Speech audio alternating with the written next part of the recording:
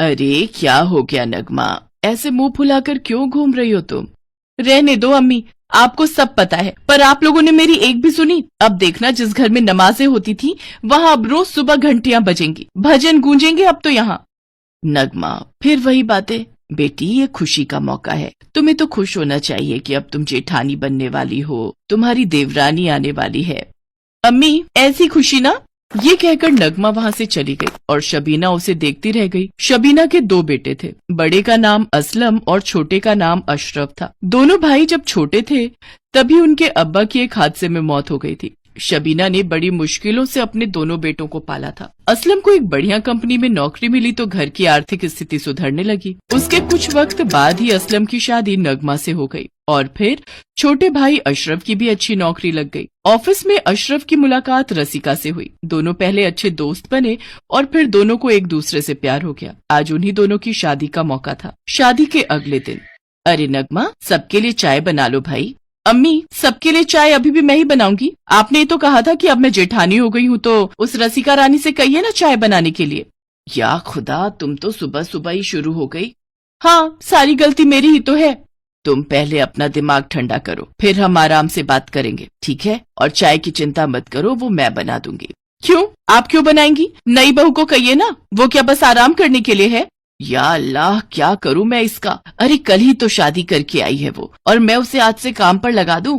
हाँ हाँ, क्यों कहेंगी आप उसे काम? वो तो आपकी लाडली है ना, और मैं तो बस नौकरानी हूँ।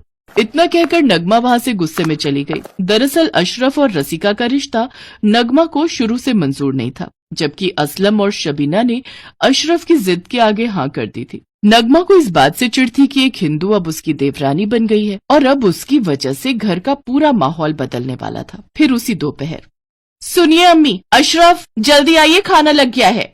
नगमा ने खाने की मेज पर सभी को बुलाया, जहाँ रसिका पहले से ही बैठी हुई थी। अरे वाह भाभी, क्या बनाया है आज आपने? आज घास फूस बनाई है। मतलब? अब तो इस घर में घास फूस ही बनेगी ना, न चिकन बन सकेगा और न ही मछली या मटन। पता नहीं अंडा भी खा सकेंगे या नहीं। भाभी, आप परेशान मत हो, मैं अंडा खाती हूँ। और चिकन मटन का क्या? बस करो नगमा, ये क्या कर रही हो? ऐसे बात करते हैं क्या? फिर और कैसे बात करूं मैं? आप ही बता दीजिए।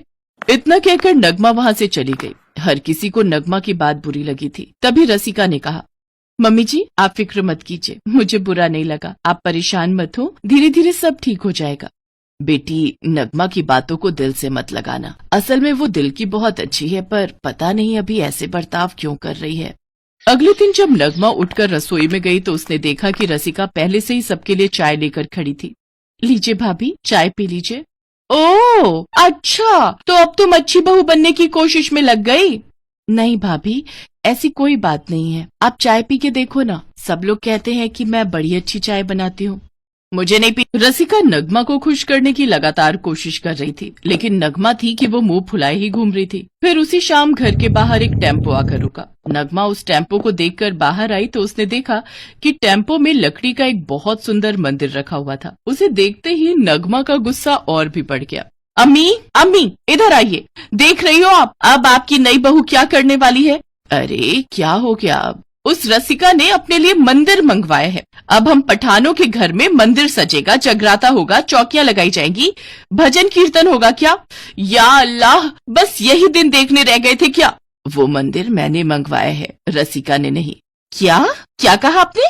वो मंदिर आपने मंगवाया है? पर क्यों अम्मी? ये तो नहीं माना कि हमारे मजहब में मूर्ति पूजा नहीं होती और ना ही कोई अपने घर में मस्जिद बनवाता है, लेकिन जहाँ से रसिका आई है वहाँ घरों में मंदिर बनवाए जाते हैं, जहाँ भगवान की मूर्ति रखी जाती है और उनकी पूजा की जाती है। अब रसिका खुद तो कुछ कहेगी नहीं, तो मैंने सोचा कि अम्मी, मेरी तो कुछ समझ नहीं आ रहा कि आप लोग आखिर उसे इतना सिर क्यों चढ़ा रहे हैं? सिर नहीं चढ़ा रहे हैं। जैसे तुम्हें इस घर में नमाज पढ़ने से कोई नहीं रोक सकता, ऐसे ही रसिका को भी अपनी पूजा करने का पूरा हक है, समझी तुम? नगमा पहले तो सिर्फ रसिका से नाराज थी, लेकिन अब वो अपनी सास से भी गुस्सा हो गई थी। ये सारी बातें रसिका ने सुन ली थी, पर उसे यकीन था कि एक दिन नगमा का गुस्सा जरूर शांत होगा और सब ठीक हो जाएगा। वक्त गुजरता गया। नगमा हर रोज नमाज पढ़ती और रसिका अपना पूजा पाठ किया करती।